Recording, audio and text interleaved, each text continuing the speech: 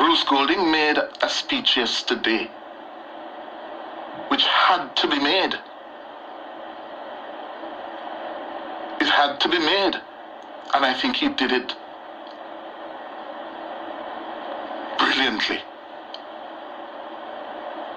And once again, Bruce Golding has come to the service of the party. He reminded them yesterday that he led for 6 years, chairman for 10 years, and general secretary for 11 years. And he warned them that I am not here to be for applause.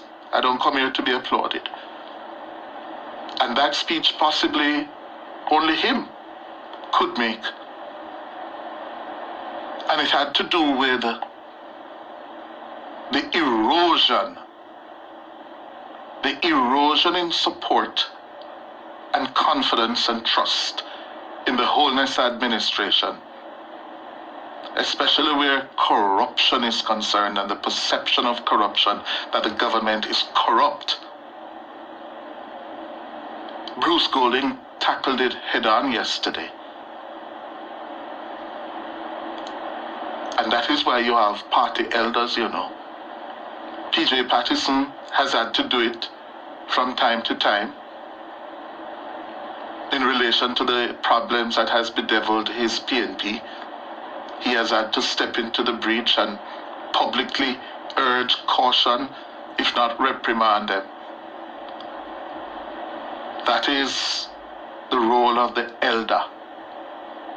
You know, as I listened to Golding yesterday, he reminds me of in a family, you have a problem, and you send for grandpa or daddy, and daddy said, listen now, take a seat, we have some things to discuss.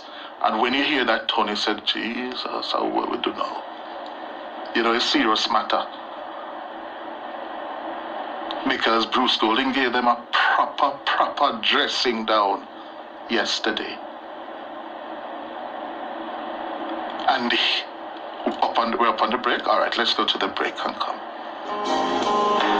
So yes, the former Prime Minister and Labour Party leader Bruce Golding yesterday reminded the Labourites that the victory of September 2020 is partly due to the support of those people who do not necessarily identify themselves as Labourites.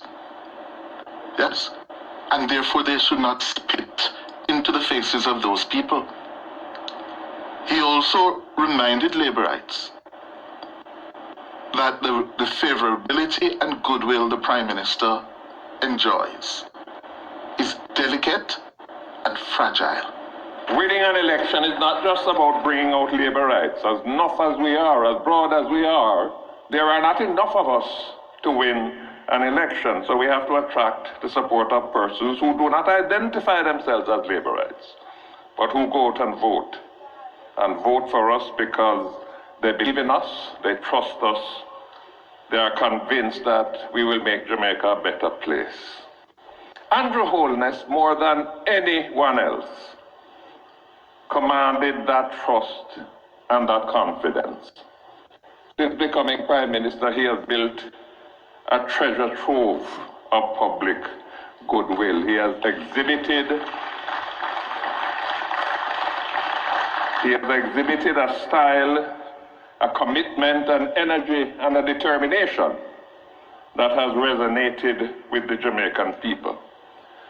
But I want to make it very clear that that goodwill that he enjoys is very delicate, it's very fragile.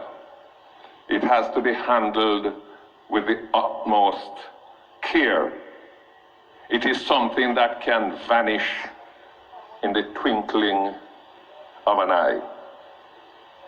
So it has to be protected and preserved, because he is going to need it in order to mobilize the country to confront the many challenges that we face.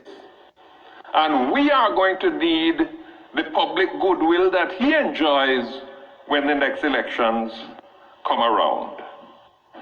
Former Prime Minister and JLP leader Bruce Golding speaking at the JLP's 78th annual conference yesterday, in what I consider the most impactful of all the speeches made yesterday. He reminded the conference that the Prime Minister's image is directly affected when members of the party, in government and outside of government, fail to act with integrity. Running the government is not something that can be done by Andrew Holness alone. It needs dedicated ministers. It needs diligent MPs and councillors. People, hundreds of us, who are asked to take on responsibility for the effective and efficient management and administration of those entities that execute government policies and implement government programs. When we mess up, when we screw up, he's the one that gets the blame, not us. He's the one that gets fried in our fat. If we do our job well, with integrity, and in the best interest, not of ourselves, but of the country, we not enhance it, we strengthen it. If we screw up in doing that job, if we make the mistake of believing that the assignment we have been given is something that we are entitled to because we are good laborers, if we believe that we are put there to pursue our own interests or feather our own nest, then we're letting down Andrew Holness. We're cold in the game.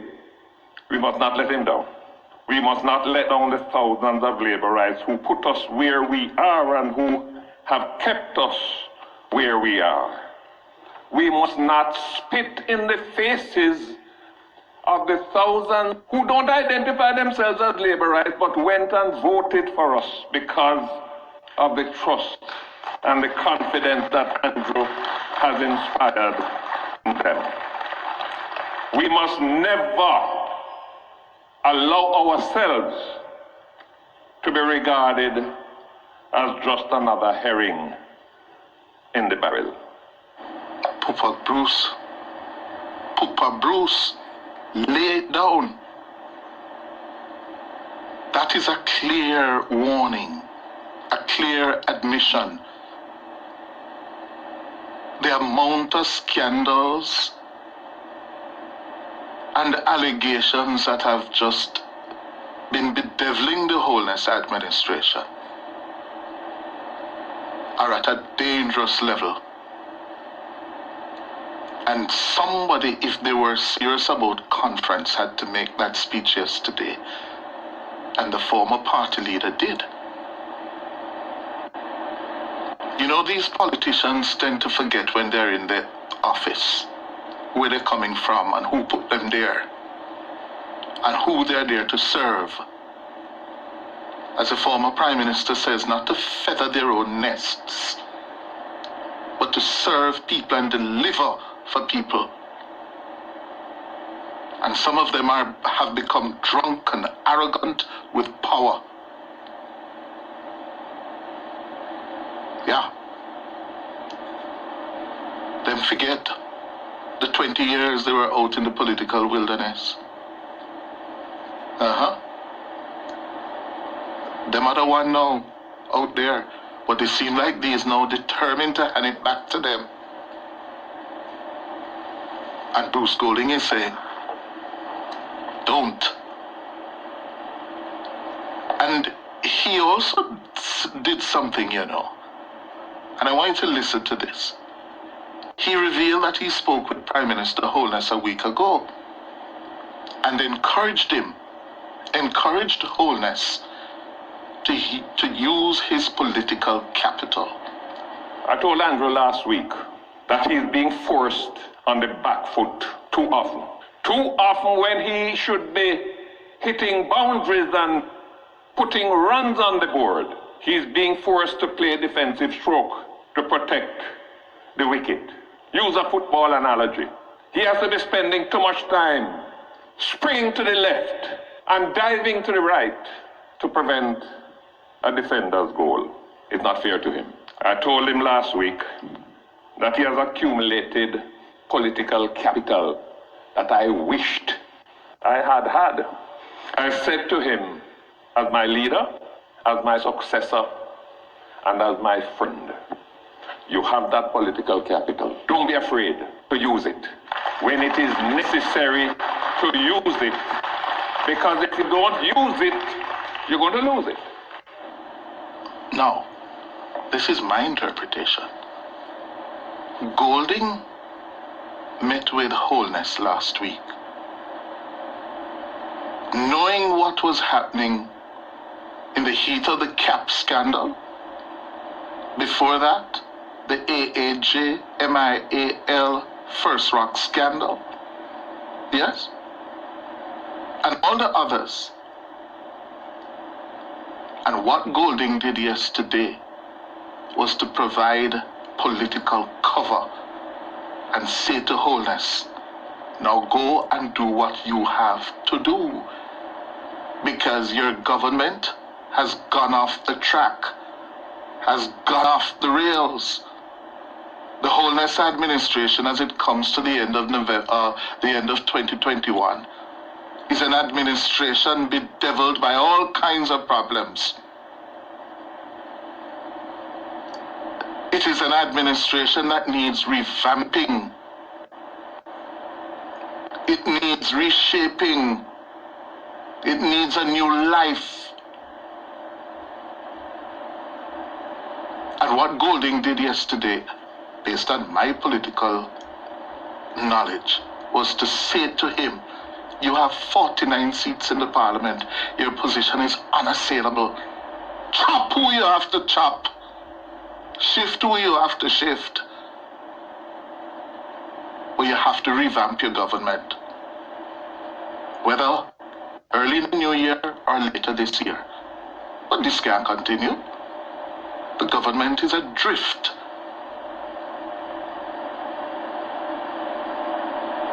And that's what Golding did yesterday, to offer him the political cover to do what he has to do. It's not a, people have been talking about a reshuffle. Nothing less than a government shake-up is required, not a reshuffle. Let us see if he will do it. That is Wholeness. I remind the Labourites of a poll we did earlier this year to mark the first anniversary of the Wholeness administration. Yes, a blue dot poll. And one of the findings was that the administration is corrupt. A significant majority of Jamaicans viewing the 5-year-old administration of Andrew Wholeness as being corrupt. The poll found that there was a sharp increase in the number of Jamaicans who believe the administration is not only corrupt, but very corrupt when compared to 1 year before. This was our report back in September this year. Only 25% of Jamaicans polled 1 year ago by Blue Dot thought the government was very or extremely corrupt. Now, that figure has jumped to 39%. 16% said the government was extremely corrupt, while 23% described them as very corrupt. Another significant block, 44%, of those surveyed said the government was somewhat corrupt. 1 year ago, those who had that perception of the government was 32%. So that's a worrying increase of almost 38% in 1 year. Only 6% of the sample of more than 1,500 Jamaicans interviewed said the Wholeness administration was not at all corrupt, and 10% said it wasn't very corrupt. The perception that the government is corrupt has strengthened, as 1 year ago, 17% said it was not at all corrupt. That has plunged by more than 60% to only 6% still having that view, while those saying it's not very corrupt plunged by 15 percentage points from 25% last year. The nationwide Blue Dot poll was conducted across the island in the last 2 weeks of August. it has a margin of error of 2.5%. Wayne Walker, Nationwide News. Thank you. Well, those who have ears, let them hear.